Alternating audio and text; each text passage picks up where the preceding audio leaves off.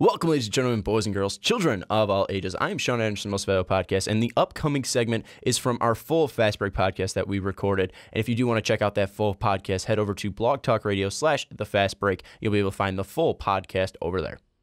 Well, let's move on now to the Lakers, and we're going to be talking about should the Lakers trade the number 2 overall pick for Paul George. I think you just talked about an undefeated article, Ricky, that pretty much stated that question, and I'm actually going to pull up that question because I want to make sure I'm getting it right. You sent it from Snapchat, right? From the ESPN Snapchat. Trade the number 2 pick for Paul George. One writer says, here's why the Lakers should. So we're going to pose that question. Should the Lakers trade the number 2 overall pick, which we all had Lonzo Ball going to the Lakers at the number 2 overall pick. So should the Lakers trade that pick for Paul George? I'm going to say no. And the reason being is I look at this Laker team, they don't know I don't think they know what they want to do yet.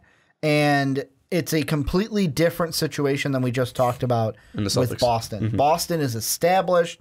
There's a reason that they, A, made the playoffs, something the Lakers didn't even do, and 2, are in the Eastern Conference Finals because they are an established franchise and because they're an established team with their leader in IT. The Lakers don't have that. They have a lot of young players that they're not quite sure what they want to do with some of them. I mean, there's even talks of, I've seen some comments in our comment section, draft Lonzo Ball and then trade D'Angelo. The craziest thing I saw, trade D'Angelo Russell for Jahlil Okafor. What kind of a weird trade would that be? Because they were drafted right next to each other. Didn't we talk about that before? We have had this. We were the ones who broke that news apparently months ago without even knowing. I forget what did we say that was funny about it, that Philadelphia had the chance to draft him and they drafted Ja. Or no, it's the other way. D'Angelo, the Lakers had the opportunity to draft Ja and they missed on him. I just think if you don't know what to do and everything with Jeannie, with what she's done to kind of take over the team and bring in Magic, and it's like, you know what, we're not going to mention the Showtime Lakers anymore. This is a new Laker team. Keep the pick. Well, you need someone to market. And I think the biggest thing that comes into factor is Paul George's contract, because now with the All-NBA teams coming out, if Paul George made an All-NBA team, he would have been put into that new... The highest paid player in basketball. He would have been put into that new designated player extension that's a part of the new collective bargaining agreement. And that would have given him 5 years, $210 million. Now I think the max that the Pacers can offer him is $133 million. Paul George is a LA kid, has been vocal about wanting to go to LA. So looking at this, Dave, I mean, should they trade it now or should they just wait until Paul George just becomes a free agent? I mean, I think the pressure is really on Indiana on this one because the writing's on the wall. They couldn't get it done this year, and they pulled out all the stops in free agency this past year. We gave them one of the highest grades possible for free agency because of the moves they made. It just didn't pan out. They didn't have enough coordination between the guys they brought in, and I think they don't want to do what OKC did and lose their star for nothing. I think that's the biggest concern for Indiana. So I think Indy's probably the one actually pushing this one, and it's not without reason to say maybe the Lakers should consider this because I think Lonzo Ball, I'm the one who actually called him overrated, but I think that there's a question mark around, how much value can he bring and how quickly can he bring it? Can you stand to be a terrible Laker team in a town with that reputation, with a franchise with that historic, sense of winning to it? And you're going to tell me, we're just going to keep pushing back further and further, and maybe eventually we'll try to compete in the West. And I think that's the biggest thing too, is because I think before this season I said with the addition of Luke Walton that this team was 2 to 3 years away from making the NBA playoffs. And I thought especially after the start they got to, I was like, yeah, for sure they could do it. Oh yeah. And now it's getting a little murky. It's getting a little questionable because you look at D'Angelo Russell and he didn't progress like you wanted to. You just completely fell off the cliff on being sold on Julius Randle completely. Yeah. I still have faith in him. Jordan Clarkson's looking like we found his place, that maybe he's going to be a 6-man at best, or one of the lower half combo guards, or lower half point guards, or shooting guards of the league. And you look at Brandon Ingram, he just wasn't ready at all. So I think he actually, in all honesty, he actually looked pretty good for what I expected. I'm not saying he's bad, but I'm saying ready to be a star. Like he's got He's got a while. I mean, look at Kobe's first year, look at Kawhi's first year, look at Jimmy Butler's first couple of years.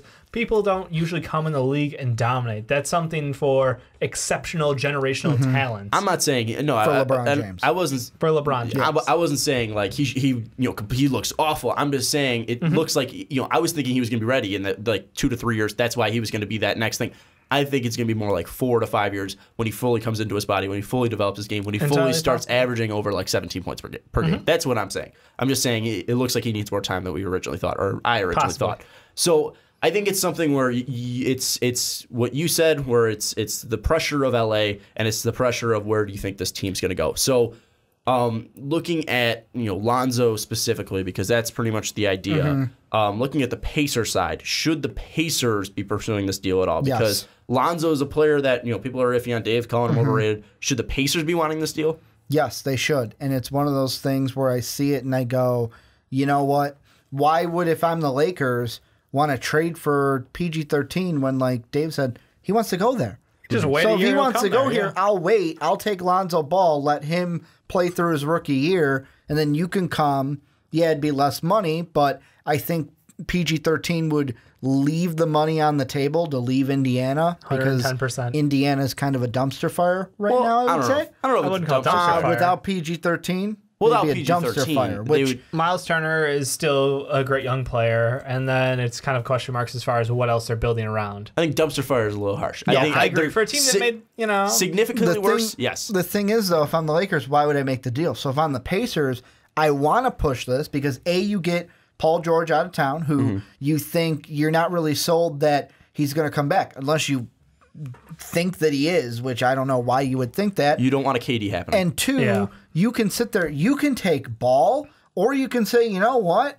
We've got the number 2 pick. We can either try to shop it, not saying they should, I'm just saying it's an option, or we got a decision where we can take Ball, we can take Jackson, we can take anybody at 2. Well, I think that's the thing that becomes more interesting. I don't know if they take Ball because you mentioned you're getting rid of a small forward. Why not go after a guy that you think could be number 1 overall in Josh Jackson? And his top end potential is, questionably higher. So. Yeah, and it could be similar to Paul George if he develops a shot. I mean, Paul George, notably a great two-way player, notably a great scorer. I don't know if Josh Jackson has that scoring ability, but we know probably needs to develop that shot a little bit. But time will tell. We know the defensive prowess that Josh Jackson has. So I think that gets into the question now because we mentioned both sides here. I think, and we'll talk about the Lakers a little bit more, but it's more of, would the Pacers undersell Paul George just to get something back from him so a KD situation doesn't happen? Because then it comes up, do they even need to trade the number 2 at all for Paul George? Or could they do a smaller package for him? Because I look at this,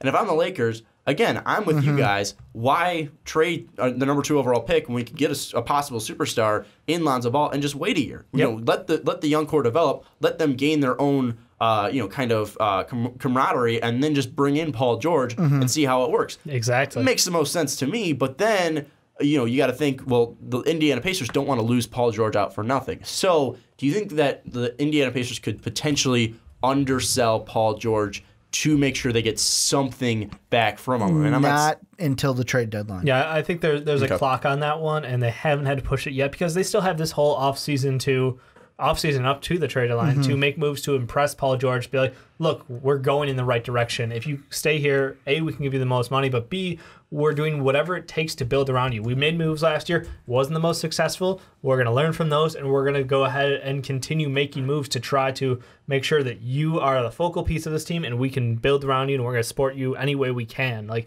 it has to be a total sales job by them, but in their hearts, they're going to have to know, like, at what point are we losing this battle? When is it beyond feasible to think that we have a shot at re-signing him? And if it hits below 50%, I think they have to pull the ripcord. And at that point, you're not going to get a fair deal. And looking at what do you think the Lakers, because if we're waiting to the trade deadline here, you're going to see Lonzo Ball, Jordan Clarkson, D'Angelo Russell, your boy Larry Nance, Julius Randle. What do you think the Pacers should go after then on that Lakers team, out of those Lakers assets, that they should go and get? Because they don't have that. You're saying like if they don't do it now and we're at the trade deadline now? Yes, trade deadline. Say Lonzo's on the team. I don't even think the Lakers are the target anymore. When we get to that point for the Pacers, it's who wants to borrow them for the playoffs. Who wants them and what do you want? So do you think the Lakers then would be more rushed to make a deal, or do you think they should just wait? because even if he gets traded to a team that he does want to go to, I don't know. I say, what if specific. Boston gets a steal on him for the last 2 months of the year into the playoffs, and they end up going to like Eastern Conference Finals, or perhaps they do something even better, and he's like, that's hey, interesting. if I stick around here, make it work. That's interesting because it also has a little bit of tease him. well, not just that, it has a little bit of Celtic Laker rivalry where I'm assuming that Magic Johnson doesn't want to lose to the Celtics at all. And I think anything. And I think one thing too we got to take into account. I don't know if they can offer him 5 years just because he's a new. I don't know. I think the contract situation will be different because they can't offer him the same amount of money that the Pacers could have. I'm not entirely sure about that, but I think if he does get traded, again, I would be correct in the comments. I know these guys know more, at least when it comes to contract wise, when it comes to this. But I'm pretty sure that the Celtics and Lakers could, it's not as much as a gap as $40 million as it would with Indiana and the Lakers next year. So do you think that the Lakers again would be rushed? Because if we're talking about the Celtics here, Paul George is an LA kid. Do you think that they would be rushed to get a deal done to make sure they get him? Do they need Paul George to be successful later down the road with these players? They don't need to, but it wouldn't hurt. It would not hurt to go ahead and grab him, because if he wants to come to LA and you think that with if you think, okay, we can keep the number 2, Lonzo Ball, and bring him in, work with this team, it could give you this year just to say, hey, you know what? Let's figure out what we have to do. Do we have to move D'Angelo Russell? What are we going to do with this player, that player, all these young players that they have? Work it out this year. Then in free agency goes, you like us, we like you. Come on, let's make a deal, man. That's such an easy pitch. I mean, I want to sign right now with LA. After that pitch you gave us, Dave, looking at the way that this roster would shape out, say they do get Paul George, what do you see the capabilities of being? Because we talked about Gordon Hayward, going to Boston in the first segment, and then that they possibly whiff pushed. On that. Well, I'm saying I was just saying, comparing it to where you were saying, well, then is Jaylen Brown going to come off the bench? Where would Brandon Ingram be pushed? So we're saying Lonzo's number 1. D'Angelo Russell's the number 2, right. Brandon Ingram's the 3, and then Paul George is the 4. Like how would they circle around that lineup? Does D'Angelo Russell need to move? Does certain players need to move to make sure Paul George is a fit on this team for the future? No, I mean I think at this point all of their bench players, their core is young, and that's you're kind of playing with house money at that point. The problem is you're playing with house money in LA, a city that maybe doesn't have the best patience for another abysmal season, another number 2 overall chance. Nobody wants to watch that because, again, next year you don't have your pick. That's over to the 76ers at this point. Guaranteed, done. So losing games won't help you anymore. Yeah, losing games won't help you anymore. So at this point, they need to start getting wins. They need to start seeing some building around them. So I think that, if they do stick with if they wait it out and keep Lonzo at the 1 and move over D'Lo to the 2, I'm good with that. And then becomes the question, like you said, is Randall going to stay at the 4? Are they going to go with Ingram off the bench? It becomes kind of that question mark for how would Paul George fit into this team as they grow.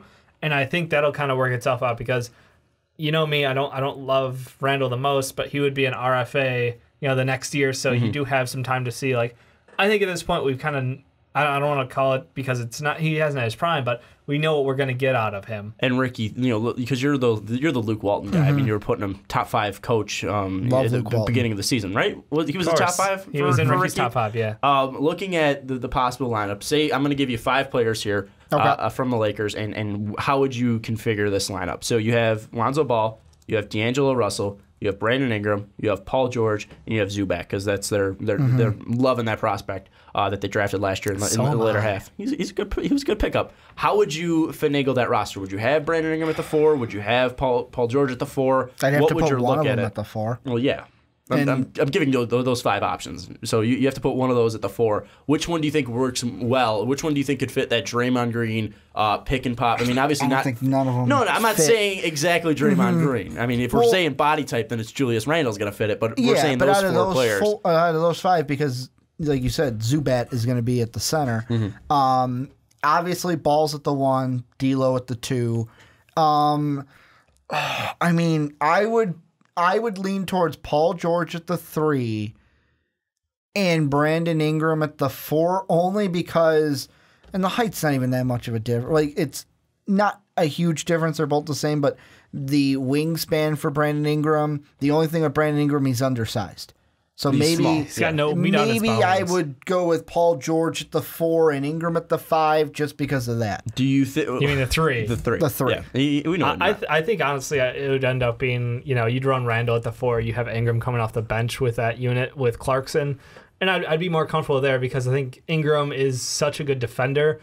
And that's something that second units don't usually have. Well, the thing I want to bring up then is would you be stunting Brandon Ingram's growth, and would you rather have him be in the starting lineup and possibly play him at the 2? Because we brought up that idea before that Brandon Ingram could possibly play the 2. Oh, he can. That means D'Lo's going out. Would you be more comfortable playing Brandon Ingram on the bench, Ricky, and trading and keeping D'Angelo Russell, or would you be more comfortable starting Brandon Ingram at the 2 and trading D'Angelo Russell? I would trade D'Angelo Russell for a 4. And the reason being is I could play either Ingram or George at the 2 and then put the other one at the 3. Obviously, you might put you put Ingram there because he's undersized, but either or, you can put either player there. I would like that a little better than trying to fit Russell at the 2. Well, and I think then he's more of a natural fit. And then trying to fit one of the other. I would rather try to fit George or Ingram at the 2 than try to fit one of them at the 4. The question then becomes, is it time to move one of the other pieces? If they go out, say they do go, and if they get George now or if they get George in the future, is it time to move one of the guys who, maybe was a young guy who you had prospects for, but maybe isn't going to work out with you, but still has value around the league? A guy like D'Angelo Russell has been talked about a lot because I think a lot of people have not seen where he should be, and his chemistry with the team has always been in question. And then you have guys like, for me, Julius Randle, who's underperformed, Brandon Ingram, who extremely young, extremely raw still, so who knows? Larry Nance, quality backup power forward for a lot of teams. Backup at best. Yeah. But I mean, it's just one of those things where it's like you have all of these younger guys, and Jordan Clarkson, who you just signed to a contract, but at the same time, it's like he's got value out there for sure. Because you're stuck with terrible contracts like Deng and Moskov, you might have to pair to move some of those things. It might be out there to pair those. One thing, I still don't understand how you're not fit on Julius Randle. The guy had over a 15 per. The guy shot 48% from the field. He's not a great 3% shooter, but so he's grabbing 8 rebounds a game. He's putting out 3 assists per game. He's putting up 13 points per game. I'm still sold on Julius Randle. I'm just saying that. Doesn't pass my test. Anyways, the 2 final questions I have to ask you. Okay. The first thing is, do you see a possibility of a sign and trade with the Pacers and the Lakers happening once Paul George's contract's up? Do you think that will happen, where the Pacers could get something out of that, or do you think it's no matter what, it's going to be like KD going to the Golden State Warriors? That's what happens. If Paul George is gracious, then it'll happen. That's the only reason. I think he's just going to walk. He's going to decline the player option. And because at the trade deadline, like, they're going to try to find someone if they, like I said, if he's below that 50% resign. But the thing, you got the horse that does horse things. You still got to realize, I think he would be able to get that $177 million. So, I mean, if he does sign with the Pacers and then they trade him, do you think that would be, do you think that'd be the smartest move for Paul George? I think he just wants to go to LA. Regardless, that's his thing. It's his hometown. And no offense to the Midwest. I mean, we're from Chicago. It's not exactly, full of stuff to do all the time. You go to L.A. No, especially Indiana. Sorry, Indiana. Yeah, Indiana sucks. Yeah. But there's a reason why when you drive through it says Crossroads of America. The only cool thing in Indiana is the sign that says like God is. It's like a big. It's like probably like a football field wide. It just says God is real, and you're like, what the hell? I'll put it like in the middle of a highway. I'll put it this way. Yeah. This happened literally this week. My mom was watching. What was it, The Family Feud, and they had someone from Indiana on. What did she say? People are either coming and going. That's all you're doing in Indiana. You're coming, and then you're going. So that actually plays into the final question I have. Will Paul George be leaving Indiana and going to the Los Angeles Lakers specifically in the next 2 years? I'm going to say 70% chance. 70% 70 to 75% chance. Over or under 70% chance? Over. I think this one's kind of written. As much as everybody said, it's like as guaranteed as Ball going to the Lakers. It was one of those things where it's just like... that's 100. That makes 110. Sense. It's going to happen. I'd say 95% chance. I'll go 99 point something. Well, 99 point something, because Dave is that I gotta just flaky. near max it out. Dave is that flaky where he can't even say 99.9. No. You're flaky, Dave. Anyways, I think we all are in agreement, obviously, that Paul George will be a Laker, but they should not trade for him and give up a value asset like the number 2 overall Lonzo Ball pick. has so much more value at this point. You can't let him walk for a guaranteed thing down the road. I want to clear that, not value with talent-wise, value because of control with Paul George, because he can just come to your team and you don't have to give that up and you can have the same values, just pairing them up. So anyways, thank you. Oh, shit. Oh, it's just one of our videos scared me a little bit. Don't forget to check out that one. And also don't forget to check out patreon.com/mostvaluablepodcast. But thank you so much for watching. We'll see you next time.